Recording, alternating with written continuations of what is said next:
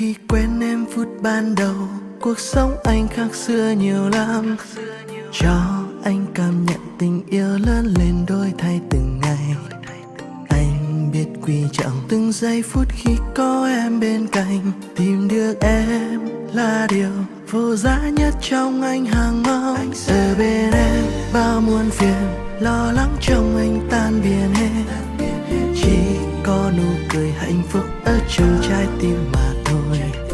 Em hãy nhắm mắt lại nhận lấy linh hồn của anh thật lòng, vòng tròn tình yêu của chiếc nhẫn cưới sẽ minh chứng tình yêu anh dành cho em. Em sẽ là cô dâu xinh đẹp nhất trong đời anh, cho anh cuộc sống mới đầy ắp tiếng cười rộn vang, cho anh sự bình yên thật ấm áp mỗi khi đêm về, cho anh ngàn nụ hôn chắp cánh ước mơ bay thật xa. Em sẽ là cô dâu hạnh phúc nhất trong đời anh, dẫu vui buồn gian khó hai ta sẽ cố gắng vượt qua.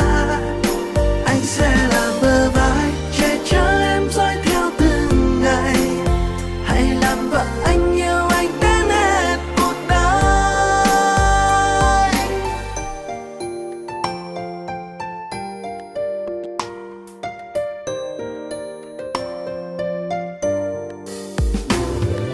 Anh sẽ luôn ở bên người và đời này người sẽ mãi che chở cho em.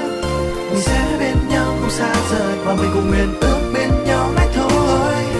Cô dâu trong anh duy nhất trong anh, xin em hãy làm vợ anh em nhé. Trong nụ hôn từ sâu rất lâu sẽ nắm tay nhau đến bao mãi. Đời bên em bao muôn phiền, lo lắng trong anh tan biến hết. Chỉ có nụ cười hạnh phúc ở trong trái tim mà thôi. Em hãy nhắm mắt lại nhận lấy linh hồn của anh thật lòng, vòng tròn tình yêu của chiếc nhẫn cưới sẽ minh chứng tình yêu anh dành cho em. Em sẽ là cô dâu xinh đẹp nhất trong đời anh, cho anh cuộc sống mới đầy ắp tiếng cười rộn vang, cho anh sự bình yên thật ấm áp mỗi khi đêm về, cho anh ngàn nụ hôn chắp cánh ước mơ bay thật xa. Em sẽ là cô dâu hạnh phúc nhất trong đời anh, dẫu vui buồn gian khó hai ta sẽ cố gắng vượt qua. Anh sẽ là bờ vai che chở em dõi theo từng ngày, hãy làm vợ anh yêu anh đến hết cuộc đời.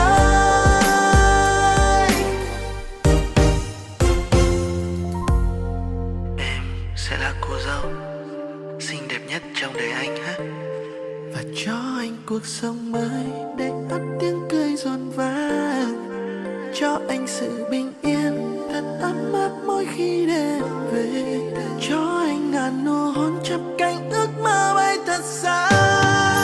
Em sẽ là cô dâu hạnh phúc nhất trong đời anh, dẫu vui buồn gian khó hai ta sẽ cố gắng vượt qua.